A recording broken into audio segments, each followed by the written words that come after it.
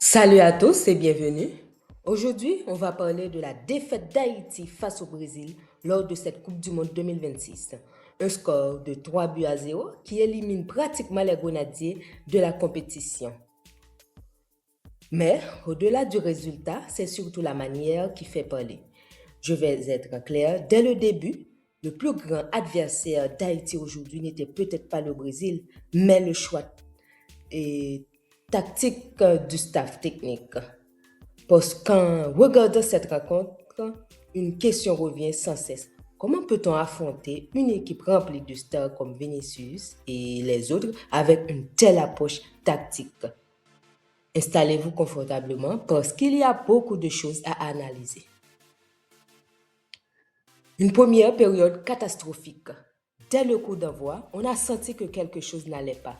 Le Brésil a imposé son rythme, les Haïtiens couraient après le ballon, les espaces étaient énormes, les lignes étaient coupées et les Brésiliens trouvaient trop facilement des solutions entre les lignes. Et le résultat, Matheus Cunha ouvre le score bien que on voit qu'il y avait faute sur Delcroix. Puis, il inscrit un deuxième but. Et juste avant la pause, Vinicius Junior vient enfoncer le clou. Et à la mi-temps, c'était déjà 3-0 pour le Brésil. Le match était pratiquement terminé pour nous. 3-0 devant le Brésil dès la première mi-temps. Et laissez-moi vous dire que plusieurs Haïtiens pensaient qu'on allait prendre 5-0 parce que cette première mi-temps qu'on a vue était vraiment catastrophique. Donc, le coach haïtien qui est le coach minier, fait preuve d'arrogance, on peut dire. Parce que je sais que certains supporters ne seront pas d'accord ou du moins certains seront d'accord avec moi, mais il faut avoir le courage de dire les choses. Quand tu affrontes le Brésil en Coupe du Monde, tu dois respecter ton adversaire. Respecter son adversaire ne veut pas dire avoir peur, parce que la formation qu'on voit et Minier a alignée, c'est qu'il a montré qu'il a peur des joueurs du Brésil. Cela signifie mettre en place une stratégie adaptée pour moi. Or, beaucoup d'observateurs ont critiqué l'approche d'Haïti qui a conservé pratiquement la même structure tactique utilisée lors du premier match. Face à une équipe remplie de joueurs capables de faire la différence individuellement, cette organisation a montré ses limites. On avait parfois l'impression que le staff pensait pouvoir jouer le Brésil comme n'importe quelle autre équipe, mais malheureusement, le terrain a rappelé la réalité. Le Brésil n'a pas eu beaucoup de force, n'a pas eu à forcer son talent pour mener 3-0 à la pause. Le problème qui revient toujours, moi, c'est ce que je constate dans les 30 derniers mètres de l'adversaire.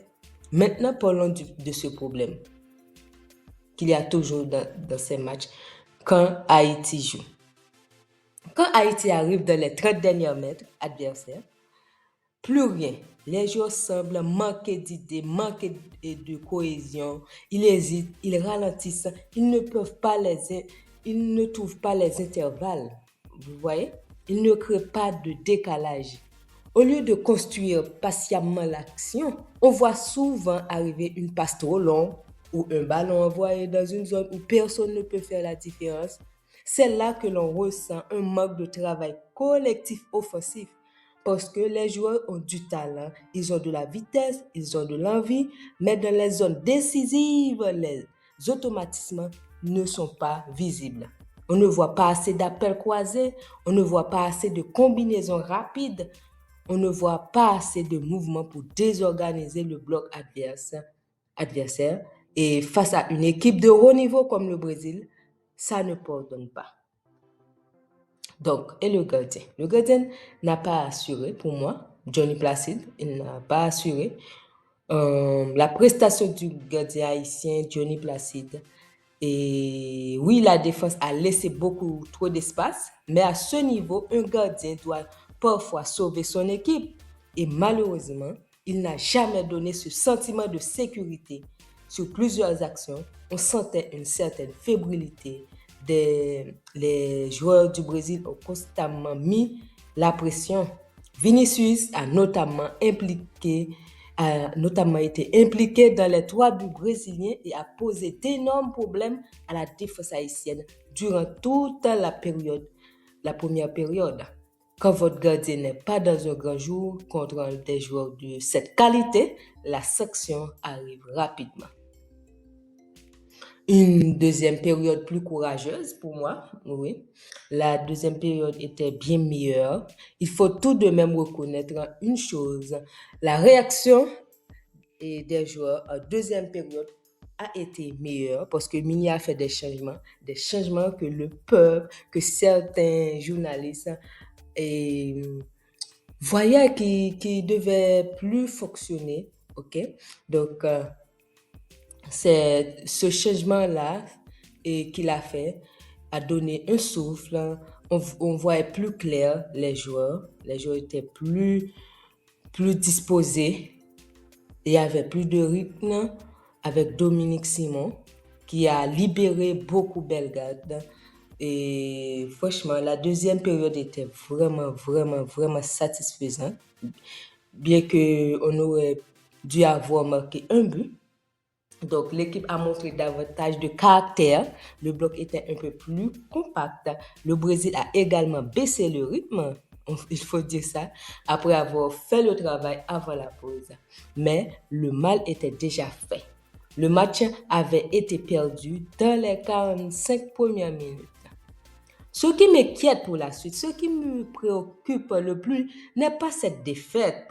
Perdre contre le Brésil n'a rien de honteux parce que c'est le Brésil, 5 étoiles, 5 Coupes du Monde, c'est le Brésil. Donc, on peut perdre contre le Brésil. Le problème, c'est que les mêmes lacunes reviennent.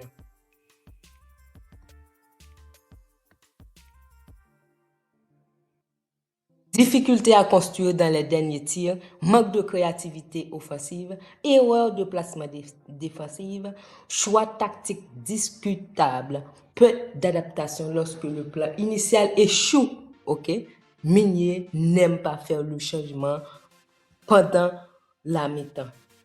Ok, pendant qu'on joue, Meunier n'aime pas faire le changement. Vous voyez que vous prenez 2 buts. Faites le changement. Au moins un seul changement. Franchement, si rien ne change, Haïti risque de revivre les mêmes scénarios contre des adversaires plus organisés. Donc, qu'est-ce qu'on peut dire? Cette défaite, 3-0, face au Brésil doit servir de leçon encore. Oui, le Brésil était supérieur. Personne ne le conteste. Mais Haïti aurait pu montrer un meilleur visage.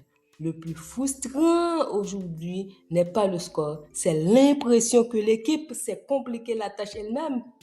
Franchement, le staff technique devra se remettre en question. Les joueurs devront progresser dans l'utilisation du ballon et surtout, il faudra apprendre à mieux exploiter les situations offensives dans les 30 derniers mètres. Parce qu'au niveau de la Coupe du Monde, chaque détail compte.